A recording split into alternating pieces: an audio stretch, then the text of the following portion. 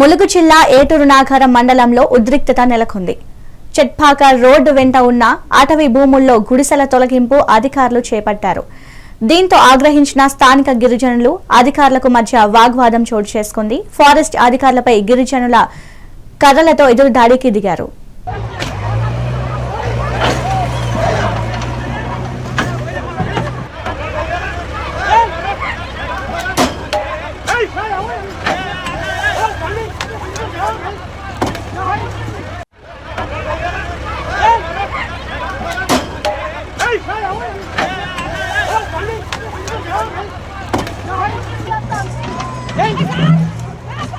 అధికారులు పోలీసులు ఒక 5-6 సార్లు పీకేయడం జరిగింది. పీకుతుంటే మేము వేస్తున్నాము. ఇలా తీసేయంగా మాకు ఇప్పటికీ వచ్చేసి 1 year అవుతుంది. ఇక మాకు కూడా ఓపిక నశించింది. ఈ రోజుతో మాకు అధికారుల సమక్షంలో ఇప్పుడు పోలీస్ డిపార్ట్మెంటు, ఫారెస్ట్ డిపార్ట్మెంటు, మా సంఘాలు కూడా వచ్చాయి. ఇక్కడ ఈరోజు ఆటోడే తేలాలని మేము ఫిక్స్ అయినాము. వాళ్ళు కూడా మేము ఫోర్స్ని దించుకుంటున్నామని చెప్తున్నారు. సరే, ఎంతమంది ఫోర్స్ వచ్చినా మేము కూడా తిరగబడదామని ఫిక్స్ అయిపోయినాము. వాళ్ళ మేమా మాకు దక్కాలి. ఈరోజు ఏటోకే మాకు తేలాలన్న ఉద్దేశంతో మేము ఉన్నాము. తిరగబడడానికి, ఫైట్ చేయడానికి మేము కూడా సిద్ధంగా ఉన్నాం. దేనికంటే దానికి ఇప్పుడు జేసీబీలో మేము కూడా తిరగబడ్డాము. వాళ్ళు వెళ్ళిపోయినారు. మళ్ళీ ఇంకా ఫోర్స్ని ఎక్కువ దించుకుంటాను అంటున్నారు వాళ్ళు. కానీ మేము దీనైతే యుద్ధమని అయితే ఆపేది లేదు. మాకు ఇంటి స్థలాలు దక్కాలి, మాకు ఏజెన్సీ కావాలి. మాకు దీని నిమిత్తం మేము ఎంతవరకైనా మేము ఫైట్ చేస్తాం. మేము ఈరోజు ములుగు జిల్లాలో ఏటూరు నాగారం, మరి మా మండలం ఏటూరు నాగారం మండలే. ఈరోజు శంకరాజపల్లి అనే గ్రామం, అది నాన్ ఏజెన్సీలో మా ఆదివాసులకు రెవెన్యూ పరంగా పోతే కూడా ప్రతి ఒక్క విషయంలో అధికారికంగా మాకు ఏజెన్సీ లేదని చెప్పేసి ఏవి కూడా సర్టిఫికెట్లు పిల్లలు చదువుకోవడానికి మాకు ఇబ్బంది అవుతుంది. కనీసం వితంతులకు కానీ, మరి ఒంటరి మహిళలకు కానీ మాకు ఏమన్నా చేయాలన్నా కూడా మీకు ఏం సర్టిఫికెట్లు లేవు కదా, ఏజెన్సీ నుంచి ఉండాలని చెప్పేసి ప్రతి ఒక్క విషయానికి అధికారికంగా మాకు ఇబ్బంది అవుతుంది ఆదివాసులకు. ఈరోజు మేము శంకరాజపల్లి నుంచి అది ఏజెన్సీ కాదు, నాన్ ఏజెన్సీ గ్రామం వదిలేసి వచ్చి మేము ఈరోజు ఒకటే విన్నపం చేసుకుంటున్నాము. ఈరోజు కాంగ్రెస్ ప్రభుత్వానికి, ఈరోజు మా మంత్రి సీతక్క గారు ఉన్నది కాబట్టి, ఇవాళ మా ఆదివాసుల పక్షాన ఒక శిశు సంక్షేమ మంత్రి కాబట్టి మేము ఒకటి ఏం అడుగుతున్నామంటే, అక్క మరి ఈరోజు మన ఆదివాసులకు ఇక్కడ ఈ రొయ్యూరు గ్రామంలో నాన్ ఏజెన్సీలో ఆర్ఎఫ్ఆర్ భూమిలో మరి ఆదివాసులు ఒక గూడెం నిర్మించుకున్నారు కాబట్టి గత మన ప్రభుత్వం రాకముందు నుంచి వెళ్ళి కూడా మేము వినతి పత్రాలు ఇచ్చుకుంటూ వస్తున్నాం.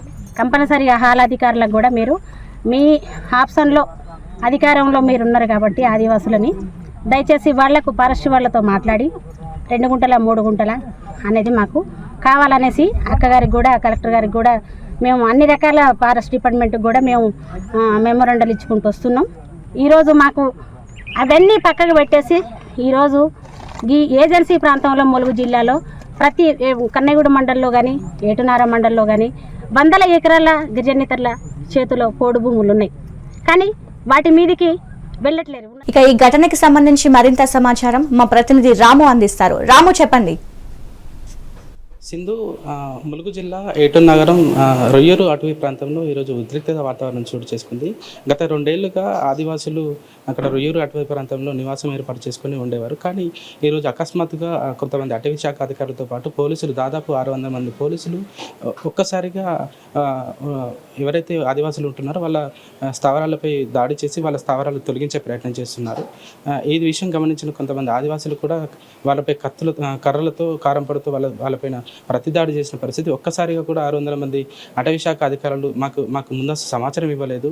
గతంలో మేము ఏదైతే ముంపు ప్రాంతంలో ఉండేవాళ్ళం, ముంపు ప్రాంతంలో ఉన్నప్పుడు మా నివాసాలన్నీ నీట మునిగిన పరిస్థితి. కాకపోతే ఇప్పుడు వచ్చి మేము ఇక్కడ రొయ్యూరు అటవీ ప్రాంతంలో స్థావరాలు ఏర్పాటు చేసుకుని ఉంటున్నాం. మేము కూడా రెక్కాడితే కానీ డొక్కాడని పరిస్థితి. మాకు కనీసం నీటి సౌకర్యంతో పాటు కరెంటు సౌకర్యం కూడా లేని పక్షంలో కూడా మీ ఇక్కడ ఏదో ఇబ్బంది పడుతూ ఉంటున్న క్రమంలో ఒక్కసారిగా కూడా అటవీ శాఖ అధికారులు మా నివాసాలు తొలగించడం ఏంది. గతంలో కూడా ఇదే పరిస్థితి నెలకొంది.